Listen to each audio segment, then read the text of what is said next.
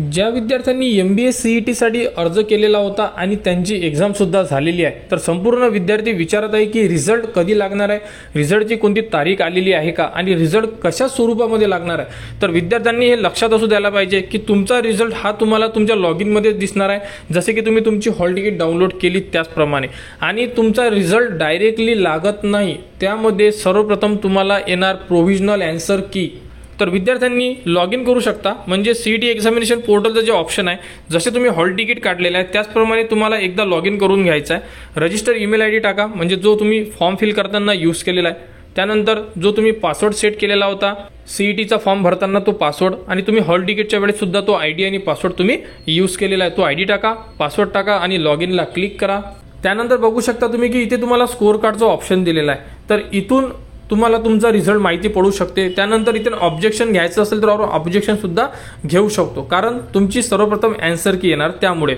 तर बघू शकता सर्वप्रथम ज्यांनी MBA CETचा पेपर दिलेला आहे त्या विद्यार्थ्यांना आता रिझल्ट कसा लागेल, तर पहिले लागेल तुमची प्रोव्हिजनल आन्सर की।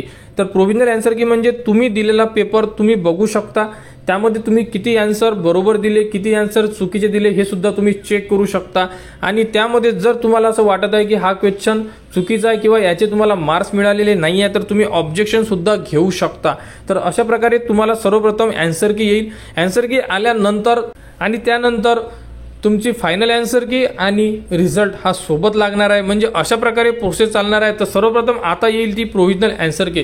तर प्रोव्हिजनल आन्सर की या महिन्याच्या शेवटच्या आठवड्यामध्ये किंवा मे महिन्याच्या पहिल्या आठवड्यामध्ये उपलब्ध करून देण्यात येणार, आणि त्यानंतर फायनल रिझल्ट हा मे महिन्याच्या शेवटच्या आठवड्यापर्यंत साईटवर म्हणजे लॉग इनमध्ये उपलब्ध करून देण्यात येणार आहे।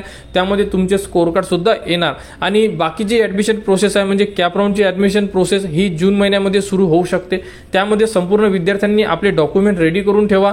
जर तुम्हाला डॉक्युमेंट लिस्ट पाहिजे असेल तर तुम्ही कमेंट्स करून सांगा, पुढच्या व्हिडिओमध्ये आपण डॉक्युमेंट जी लिस्ट लागणाऱ्या विद्यार्थ्यांना संपूर्ण म्हणजे MBA साठी जर प्रवेश घ्यायचा असेल तर त्या संदर्भात संपूर्ण अपडेट तुम्हाला आपल्या चॅनलवर देण्यात येणार। तर MBA CET 2025-26 बद्दल संपूर्ण अपडेट तुम्हाला आपल्या चॅनलवर देण्यात येणार। त्यासाठी आपल्या चॅनलला सबस्क्राईब करा व हा व्हिडिओ इतरांपर्यंत शेअर करा।